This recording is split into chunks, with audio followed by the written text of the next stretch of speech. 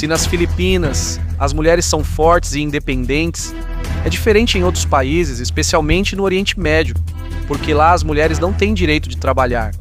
Vamos pegar como exemplo a história desta mulher. Ela não estava armada, não gritava em protestos, era apenas uma mulher simples que usava um lenço na cabeça. E isso não agradou a polícia. E por causa disso, Mahsa Amini foi presa pela polícia da moralidade do Irã e não saiu mais de lá com vida.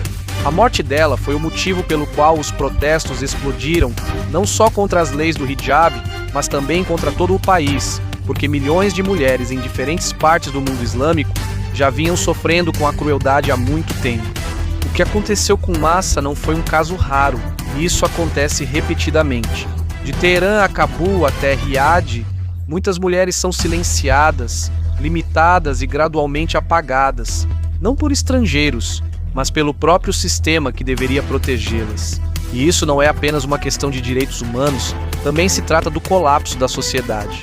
E quando um país ou líder maltrata metade da sua própria população, não é só o potencial que se perde, mas também o futuro. Neste vídeo, vamos falar sobre por que o abuso contra as mulheres se tornou um dos problemas mais destrutivos dentro do mundo islâmico. Você também entenderá aqui porque isso pode levar os países ao declínio.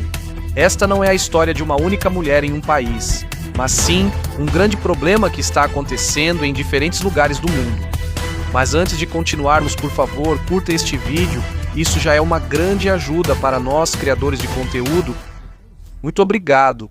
Atualmente, centenas de milhões de mulheres vivem sob sistemas que controlam cada movimento delas.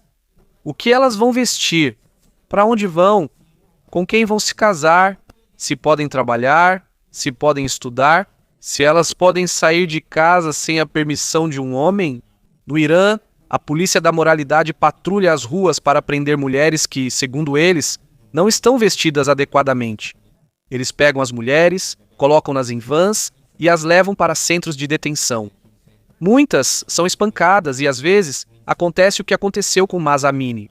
Algumas morrem e depois as autoridades mentem sobre como isso aconteceu. No Afeganistão, talibãs armados ficam em frente às escolas, impedindo as meninas que só querem estudar além da 6ª série. Para eles, a educação das mulheres é um crime. Esses homens, muitos dos quais mal sabem ler, dizem que estudar faz mal para a mente das mulheres. Em algumas partes do Paquistão, Iêmen e até em países considerados moderados como a Jordânia, há pais e irmãos que matam suas próprias filhas e irmãs. E como eles chamam isso? Honra. Nos tribunais, muitas vezes, a punição é leve. Às vezes, nem existe. É surpreendente o número de casos. A violência não para, e quase sempre o motivo é o mesmo. Dizem que estão protegendo a cultura, a religião e a tradição, mas aqui está a verdade que eles não querem aceitar. Eles não estão protegendo nada. Eles estão destruindo tudo aos poucos. Quando você silencia metade da sua população, não é só a voz que se perde. Perdem-se os médicos que sabem curar doenças. Perdem-se os engenheiros que sabem construir prédios e estradas. Perdem-se os professores que sabem ensinar a próxima geração. Perdem-se os empresários que sabem criar empregos.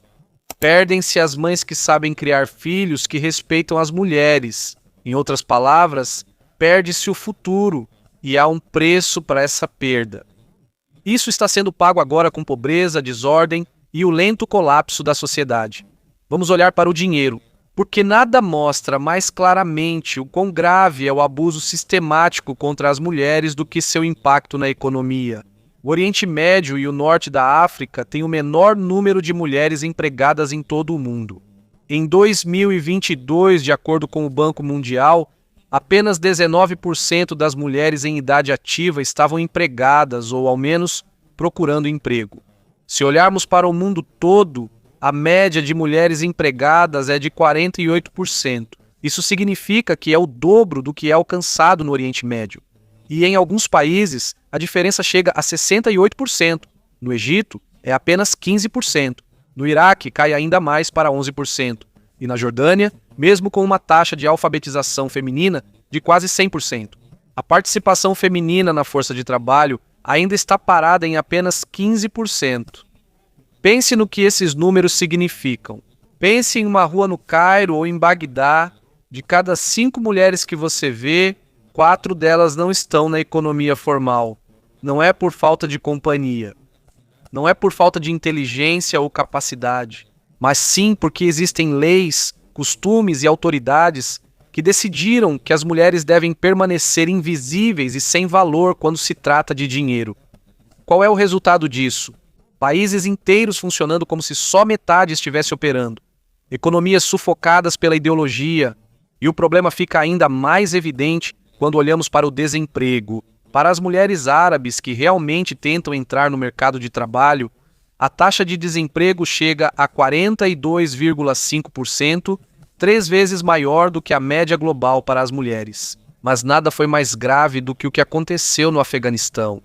Quando o Talibã assumiu o poder em agosto de 2021, eles não apenas trocaram o governo, eles lançaram uma guerra direta contra o sustento das mulheres.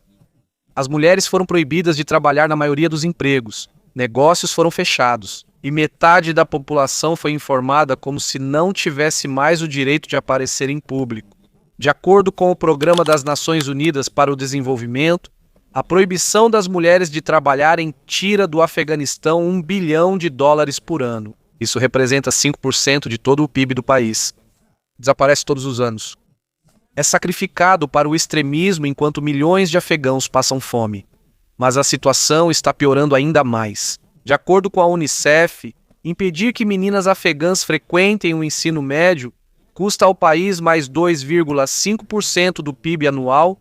Se esses 3 milhões de meninas tivessem sido autorizadas a concluir seus estudos e posteriormente a trabalhar, poderiam ter contribuído com pelo menos 5,4 bilhões de dólares para a economia do Afeganistão.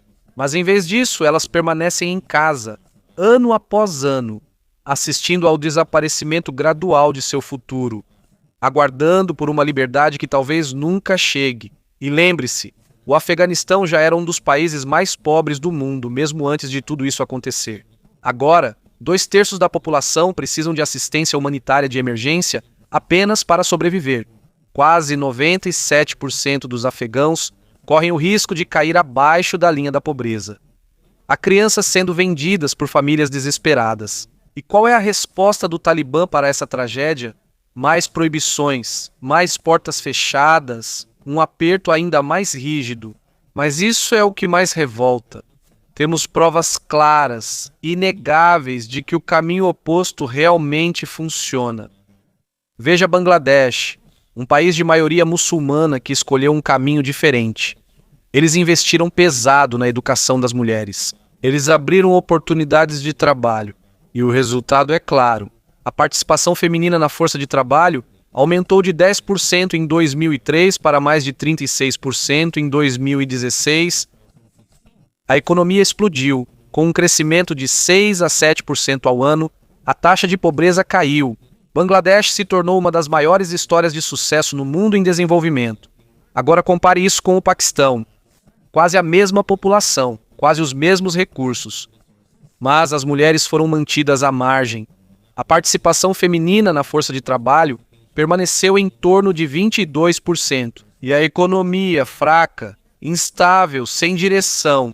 Apesar disso, até a Arábia Saudita, sim, a Arábia Saudita, o país onde antes as mulheres eram proibidas de dirigir e onde era preciso permissão de um homem para quase tudo, já aprendeu isso. Sob o programa Visão 2030, o governo incentivou fortemente a entrada das mulheres no mercado de trabalho. A mudança aconteceu rapidamente. A participação feminina na força de trabalho subiu de cerca de 20% para mais de 36% no final de 2024. Agora, as mulheres sauditas trabalham como engenheiras, financeiras, policiais e empreendedoras. E o governo deixa claro: empoderar as mulheres não é apenas uma questão de direitos. Isso é necessário para que a economia sobreviva e para que não dependa apenas do petróleo. Portanto, a evidência é muito clara. Isso não é mais uma questão de opinião. A matemática é simples. Os países que incluíram as mulheres estão prosperando. Os países que as afastaram estão caindo aos poucos. E mesmo assim, no Afeganistão, no Irã e em muitos outros lugares, a opressão continua. As proibições estão aumentando, a violência está se intensificando, e é aqui que surge uma pergunta assustadora. Se os danos à economia já estão tão graves agora, o que isso está fazendo com a próxima geração? O que vai acontecer com as sociedades que não apenas oprimem as mulheres hoje, mas também destroem qualquer chance de progresso no futuro? A resposta para isso deveria tirar seu sono à noite. O Afeganistão fez algo que deveria assustar toda a humanidade. Agora, este é o único país na Terra, o único entre 195 nações que oficialmente proíbe meninas de frequentar o ensino secundário. Não foi negligenciado, não faltou financiamento. Foi proibido, é ilegal, é crime. Ao chegar em 2024, há 1,4 milhão de meninas afegãs que deveriam estar no ensino fundamental ou médio, mas em vez disso, estão presas dentro de casa. Tiraram seus livros. As escolas foram fechadas e trancadas com cadeado. Os professores foram ameaçados para ficarem em silêncio ou fugirem do país. E suas mentes, inteligentes, curiosas, famintas por conhecimento, estão sendo desperdiçadas de propósito, repetidamente, sem piedade. O efeito disso se espalha por toda a sociedade como um dominó caindo lentamente. O casamento infantil explodiu. Antes do Talibã assumir o poder, estudos mostravam que cerca de 28% das meninas eram casadas antes dos 18 anos. Isso já era grave antes. Mas em 2023, grupos de pesquisa locais descobriram que 70% das jovens entrevistadas conheciam pessoalmente alguém que foi forçada a se casar antes de se tornar adulta. 70%. Como as filhas não podem mais estudar, algumas famílias acabam vendendo-as para o maior lance. E junto com isso, o sistema de saúde também entrou em colapso, porque as mulheres foram proibidas de frequentar as universidades. O Afeganistão está rapidamente ficando sem médicas, enfermeiras e parteiras. E quando essas mulheres desaparecerem, quem vai cuidar das mulheres e das crianças? Essa é a verdadeira pergunta que esses regimes não querem responder. Em uma sociedade extremamente conservadora, onde muitas vezes médicos homens não podem examinar pacientes mulheres devido a restrições religiosas, a situação se torna impossível e perigosa. Existem mulheres com doenças graves, que poderiam ser tratadas, mas elas morrem porque não há ninguém autorizado a tratá-las. A taxa de mortalidade materna está aumentando.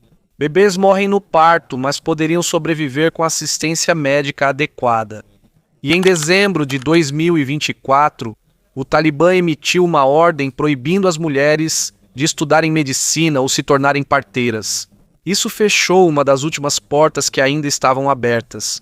Eles não estão apenas negando a educação às mulheres. Eles estão deliberadamente criando uma tragédia que afetará muitas gerações. Por muitas décadas, talvez até nos próximos séculos. E embora o Afeganistão seja o exemplo mais grave, ele não está sozinho. No Irã, há mais de 4 décadas, o regime teocrático vem limitando gradualmente o que as mulheres podem estudar, onde elas podem trabalhar, como elas devem se vestir e se elas têm lugar no espaço público. Existem universidades que proíbem mulheres em várias áreas acadêmicas. Há um código de vestimenta rigoroso nos campi e a punição é suspensão ou expulsão. Com o tempo, a vigilância do Estado ficou mais avançada. Existem câmeras de reconhecimento facial. Existem aplicativos de monitoramento com inteligência artificial. Há redes de informantes que fazem com que vizinhos se tornem inimigos. Mas talvez nenhum outro acontecimento mostre tão claramente o quão insana é a obsessão de controlar as mulheres quanto o nosso. O que aconteceu em Meca em março de 2002. Um incêndio começou em uma escola para meninas. O fogo se espalhou rapidamente. As estudantes, adolescentes apavoradas, tentaram fugir para salvar suas próprias vidas. Mas a polícia religiosa bloqueou as saídas. Por quê? Porque as meninas não usavam a abaia preta obrigatória nem o lenço na cabeça. Disseram que estavam vestidas de forma inadequada. Na lógica distorcida dos Mutawa, os agentes religiosos da Arábia Saudita, era melhor que as meninas fossem queimadas vivas do que serem vistas em público vestidas de forma inadequada. 14 meninas morreram naquele dia. 14 crianças. Não por causa do acidente, não por falta de tempo, mas por causa da política. Elas morreram pelo fanatismo, não pelo fogo. Suas vidas foram sacrificadas porque, para eles, cobrir o cabelo era mais importante que viver. Esse incidente deveria ter causado indignação no mundo todo. Deveria ter provocado uma grande mudança. Deveria ter sido um ponto de virada. Mas em vez disso, virou apenas uma nota de rodapé esquecida pela maioria. E a crueldade não parou. Pelo contrário, se espalhou ainda mais. Porque tirar a educação e as oportunidades de trabalho é só uma parte do pesadelo. A violência física que as mulheres enfrentam é ainda pior. A violência legal, aceita pelo Estado e permitida pelo sistema. Isso é algo que muitas pessoas no Ocidente mal conseguem compreender. Todos os anos, no Irã, cerca de 375 a 450 mulheres são mortas por suas próprias famílias nos chamados crimes de honra. Isso significa que mais de uma mulher por dia é estrangulada, esfaqueada, baleada, espancada, queimada, jogada de um prédio, feito por pais, irmãos, maridos, tios e primos, porque eles decidiram que ela trouxe desonra para a família. O que seria essa desonra? A lista é muito longa e totalmente sem sentido. Recusar um casamento arranjado, pedir o divórcio. Foi vista em público com um homem que não era parente de sangue, e por causa disso foi considerada digna de morrer. Até mesmo coisas simples podem ser consideradas pecado. Possuir um celular, expressar sua própria opinião é proibido. Também é proibido, e sim, até mesmo ser vítima de estupro ou agressão sexual. Em muitos lugares, a própria vítima é considerada culpada. Às vezes, a mulher nem fez nada de verdade. Basta um boato, uma suspeita, apenas a sensação de que ela cruzou a linha. E aqueles que cometeram o crime continuam andando livres. No Irã, ainda existe uma cláusula clara na lei que permite certa flexibilidade para os chamados honor killings.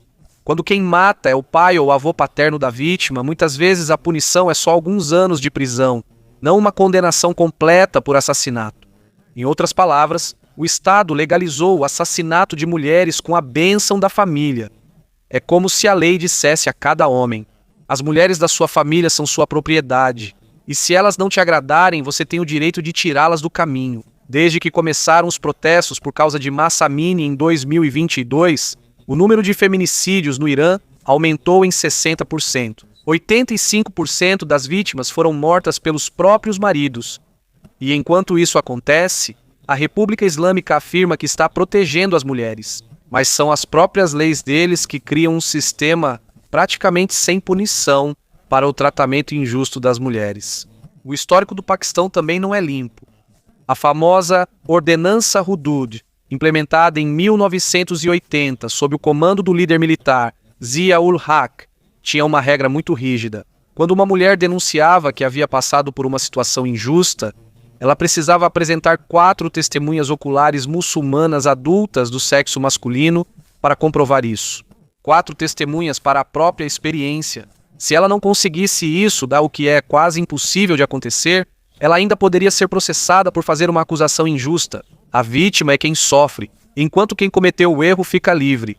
No Iêmen e em algumas partes da Península Arábica, ainda não há um mínimo claro.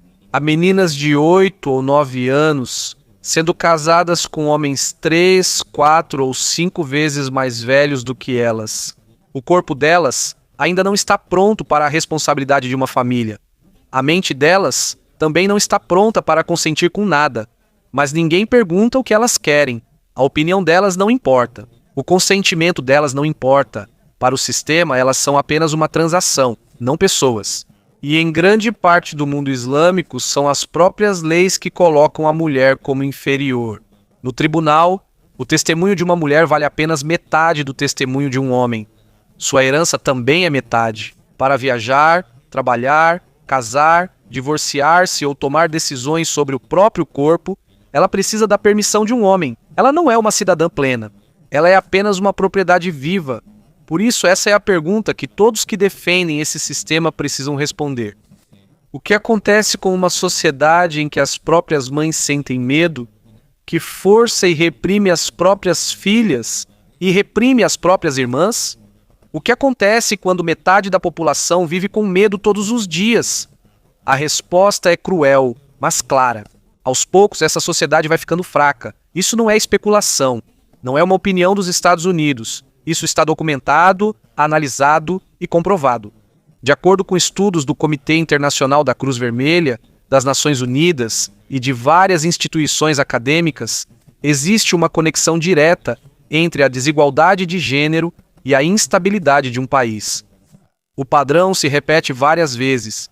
Quanto maior a desigualdade, maior a chance de conflito interno, violência política e eventual colapso do Estado.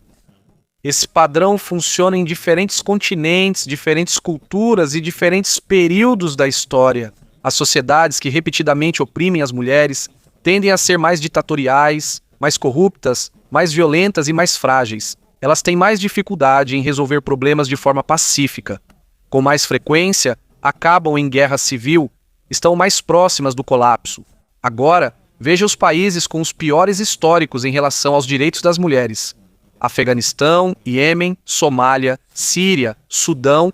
Agora, veja também os países mais destruídos por guerra, fome, extremismo e falha de governo. A lista é a mesma. Isso não é acidente. Isso é resultado. Quando uma sociedade é construída sobre a opressão da metade de seu povo, é como construir uma casa sobre a areia. Aos poucos você está criando uma panela de pressão de raiva, tristeza e desesperança que um dia vai explodir.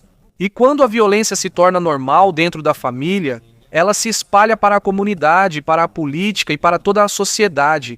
O Irã provou isso de forma muito forte a partir de setembro de 2022, quando Mahsa Amini morreu em um centro de detenção em Teherã.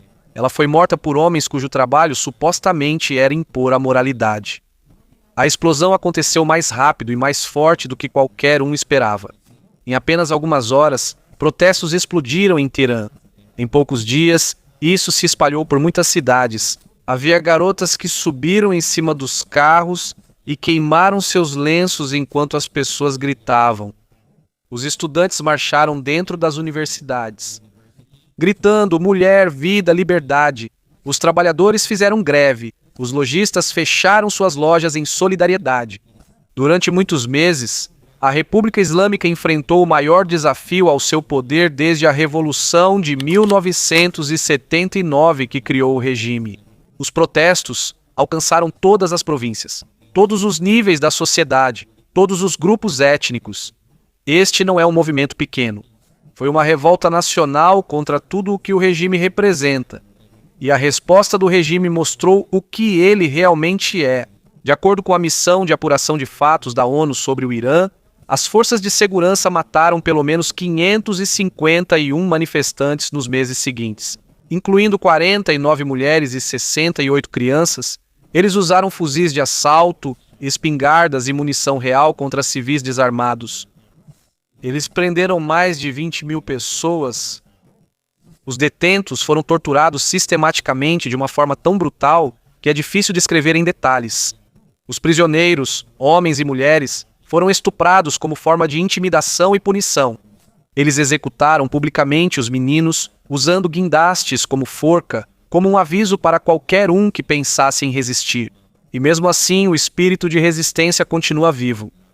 As mulheres no Irã continuam andando em público sem cobrir a cabeça, desafiando a polícia da moralidade a impedi-las. Existem redes secretas que compartilham vídeos de resistência. A pressão internacional está aumentando gradualmente, mesmo que de forma lenta e imperfeita. O regime implantou tecnologia de reconhecimento facial, sistemas de vigilância com IA e um aplicativo móvel chamado Nazer, que significa supervisor, incentivando os cidadãos a denunciar mulheres que violam o código de vestimenta. Mas para cada mulher que eles prendem, há muito mais que se recusam a obedecer. A República Islâmica passou 45 anos construindo um sistema complexo de opressão contra as mulheres. Agora, esse próprio sistema está lentamente destruindo o Irã por dentro. A confiança se foi, o medo está enfraquecendo, e a próxima explosão não é mais uma questão de se vai acontecer, mas de quando. Mas há uma coisa que os linha dura, os agentes, a polícia da moralidade e os combatentes do Talibã não perceberam. As mulheres que eles tentaram silenciar, as mentes que tentaram destruir, os espíritos que quiseram esmagar, elas já estão lutando e estão vencendo. No Afeganistão, apesar da proibição total do Talibã à educação das mulheres, Escolas secretas se espalharam pelo país como fogo. Mulheres corajosas dispostas a serem presas, torturadas ou mortas só para ensinar meninas em segredo. Nos porões, atrás dos quartos, atrás de portas fechadas, há vigias do lado de fora. Elas sabem o que pode acontecer se forem pegas, mas continuam mesmo assim, porque elas sabem de algo que o Talibã nunca vai entender. Você não pode matar uma ideia queimando um livro. No Irã, a nova geração de mulheres simplesmente segue em frente. Elas se recusam a obedecer. Postam vídeos andando em shoppings sem hijab. Elas dançam em praças públicas, se organizam, se conectam e se ajudam através de aplicativos criptografados que o regime não consegue controlar. A cada prisão surge uma nova mártir.